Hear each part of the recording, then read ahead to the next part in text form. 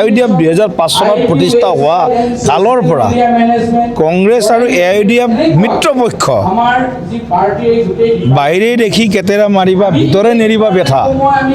কংগ্ৰেছ আৰু UDF বেলেগ নহয় অসমৰ ৰাইজক বিভ্ৰান্ত কৰিব বিচাৰে গৌৰৱ গগৈ ডাঙৰীয়াই হওক কোনোবা তেওঁলোকৰ নেতৃত্বই হওক নিশ্চিতভাৱে ইণ্টাৰনেল তেওঁলোকৰ এৰেঞ্জমেণ্ট হ'ব আৰু কিবা কাৰণত যদি অফিচিয়েল নহয়ও আনঅফিচিয়েলি তেওঁলোকে কৰিব কাৰণ তেওঁলোকে জানে যে আমাৰ সমষ্টি 25টা বা 26টাই এই 25টা বা 26টাতে আমি জিকিব পাৰিম গতিকে কোনটোত কোন জিকিব পাৰে এই কথাখিনি নিশ্চয় তেওঁলোকৰ ভিতৰত অভ্যন্তৰত তেওঁলোকে গোটেই কথাবিলাক বুজি উঠিছে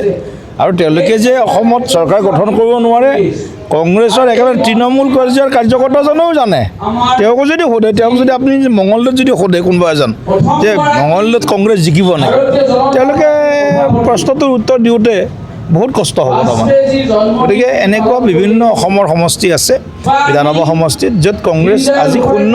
কিন্তু কেইটামান বিশিষ্ট অঞ্চলত কংগ্ৰেছৰ অৱস্থান আছে একেটা অঞ্চলক লৈ দুটা দলৰ মাজত AIUDF কংগ্ৰেছ বা অখিল গগৈ আজিতো অখিল গগৈ ডাঙৰীয়াওতো মিয়া প্ৰেমত একেবাৰে অন্ধ হৈ গ'ল লৰেণজ্যোতি গগৈ ডাঙৰীয়াও সেনেকুৱা গৌৰৱ গগৈ ডাঙৰীয়াৰ কথা নকওঁৱেই গতিকে তিনি গগৈৰ যিটো এটা তেওঁলোকে কৈ আছে তিনি গগৈ মিল হ'লে অসমৰ ৰাজনীতি বদলি যাব তিনি গগৈৰ লগ হ'লে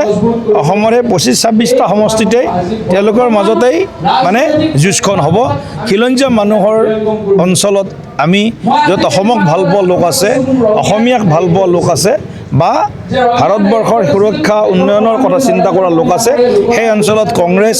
বা তেওঁলোকৰ যিটো ইণ্ডিয়া এলায়েন্সৰ কোনো অস্তিত্ব নাইকিয়া হৈ যাব 26ৰ বিধানসভা নিৰ্বাচনৰ পিছত